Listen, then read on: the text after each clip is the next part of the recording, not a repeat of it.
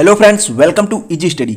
दोस्तों, MP board exam के लिए बहुत ज़्यादा समय नहीं बचा है, इसीलिए इजी स्टडी आपके सामने A to Z most important notes जो है आपके सामने लेकर के आ चुका है, जिससे आपकी बोर्ड परीक्षा की तैयारी और भी बेहतर हो सके। तो आज हम बात करेंगे दो अंक के महत्वपूर्ण अंतर वाले प्रश्न जो कि हिंदी में पूछे जाते हैं। तो आज हम देखेंगे भाषा और बोली में अंतर, संस्मरण और रेखा चित्र में अंतर, नाटक और एकांकी में अंतर, जीवनी और आत्मकथा में अंतर, दृश्य काव्य एवं श्राव्य काव्य में अंतर, वार्षिक छंद और मात्रिक छंद में अंतर। तो दोस्तों, इन्हीं कुछ अंतर में से आपके बोर्ड एग्जाम में पूछे जाने, इसलिए आप लोग इनको ध्यान से देखिए, क्योंकि दो अंक के क्वेश्चन ये रहते हैं, बहुत छोटे क्वेश्चन रहते हैं, लेकिन यदि आप इनको सही तरीके से लिखते हैं तो आपको 2 में से 2 पूरे अंक मिलते हैं। तो सबसे पहले हम देख लेते हैं दोस्तों, नाटक और एकांकी में अंतर। आप देख सकते हैं 2 अंक के क्वेश्चन रहते हैं, तो आपको केवल 3 पॉइंट लिखना है अधिक से अधिक। तो आपका नाटक का पहला पॉइंट होगा कि अनेक अंक वाली रंग पंचमी विधा है, जबकि एकांकी 1 अंक वाली विधा है। दूसरा नाटक में पॉइंट होगा कि पात्रों की संख्या अधिक होती है, जबकि एकांकी में पात्र की संख्या सीमित होती है।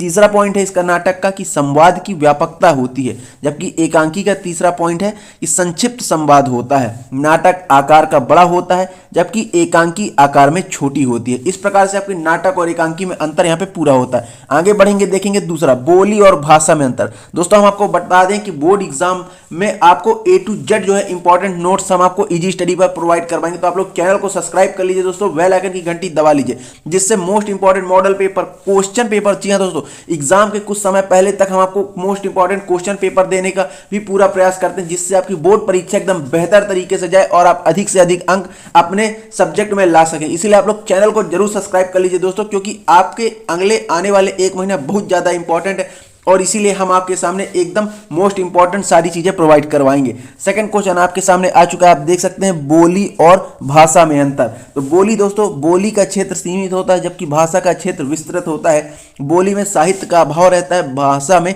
साहित्य प्रचुर मात्रा में होती है। तीसरा है, बोली में भाषा समाहित नहीं हो सकती, जबकि भाषा में कई बोलियां हो सकती हैं। इस प्रकार से आपका बोली और भाषा में अंतर यहाँ पे समाप्त होता है। आगे बढ़ेंगे, नेक्स्ट है आपका, आप देख सकते हैं आपकी स्क्रीन के सामने आ चुका है, संस्मरण और रेखा चित्र में अंतर। तो दोस्तों, संस्मरण और रेखा चित्र में मोस्ट इंपॉर्टेंट है, इसको आप लोग जरूर ध्यान से देखिएगा। संस्मरण की तरफ पहला पॉइंट है, संस्मरण किसी घटना पर आधारित होता है, जबकि रेखा चित्र किसी व्यक्ति पर आधारित होता है। सेकंड है, संस्मरण की शैली वर्णनात्मक विवरणात्मक होती है, जबकि रेखा चित्र की शैली चित्रात्मक होती है। तीसरा है, संस्मरण में विषय का आत्मीयता पूर्ण वर्णन रहता है, जबकि रेखा चित्र में व्यक्ति के व्यक्तित्व एवं चरित्र का आत्मीयता पूर्व चित्रण होता है। इस प्रकार से आगे बढ़ेंगे, देखेंगे नेक्स्ट क्वेश्चन आपके सामने आ चुका है कि जीवनी और आत्मकथा में अंतर। मोस्ट इंपॉर्टेंट है दोस्तों, ये हम आपको मोस्ट इंपॉर्टेंट अंतर बता रहे हैं यहाँ पे। इन्हीं 5-6 में से आपके पेपर में कोई 2 पूछे जाने, जहां पे आपके 2 अंक के 2 क्वेश्चन रहेंगे, यानी कि 4 अंक हम आपको यहाँ पे हिंदी में जो है आपका पूरा करवा रहे हैं। तो आप लोग जरूर इसको नोट कर लीजिए, याद कर लीजिए, क्योंकि बहुत आसान है। अब हम बात करेंगे जीवनी और आत्मकथा में अंतर। तो आत्मकथा की साइड देख सकते हैं कि आत्मकथा अपनी जीवन गाथा है, जबकि जीवनी महापुरुषों की जीवन गाथा है। आत्मकथा इसमें रचनाकार अपने जीवन पर लिखता है, जबकि जीवनी इसमें रचनाकार अन्य व्यक्ति के जीवन पर लिखता है। तीसरा है, आत्मकथा जीवन की घटना पर आधारित की जाती है, जबकि जीवनी में जन्म से मृत्यु तक की घटनाएं होती हैं। इस प्रकार से आपकी आत्मकथा और जीवनी यहाँ पे पूरी होती है। आगे बढ़ेंगे, नेक्स्ट क्वेश्चन आप देख सकते हैं, हास्य काव्य और श्राव्य काव्य में अंतर।